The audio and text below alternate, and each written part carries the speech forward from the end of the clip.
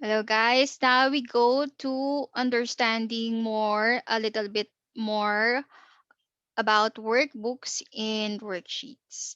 Now, in Excel, there's certain terms that we must use consistently. And for example, this workbook is called 01 examples. So this workbook really is a file, and this file is a workbook. And nearly always in Excel, we can use those two terms interchangeably. Um, every workbook has at least one worksheet. And if we were to create a new workbook, we would see at least one worksheet in it. We can add sheets, we can take them out as we desire. And then at the bottom of the screen here, we can see in this workbook, there is a sheet one tab,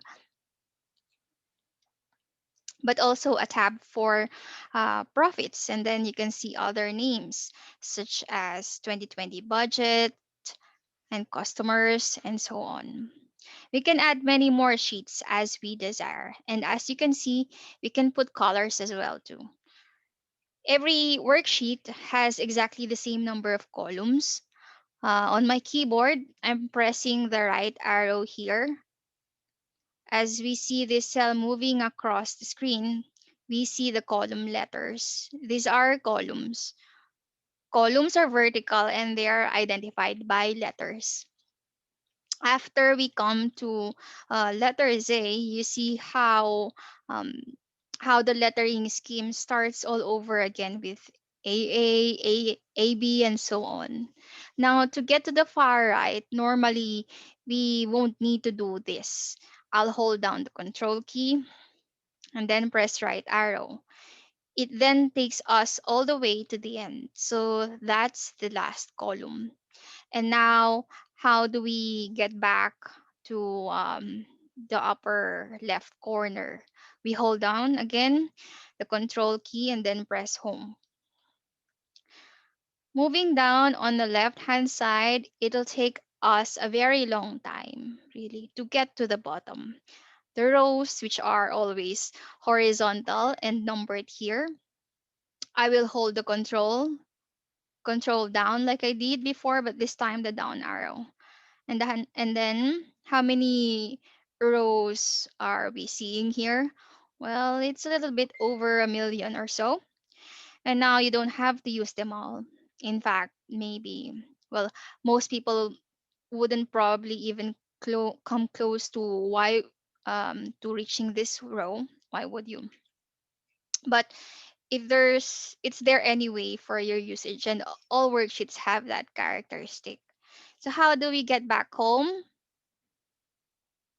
I already did it. To the upper left corner, press Control Home.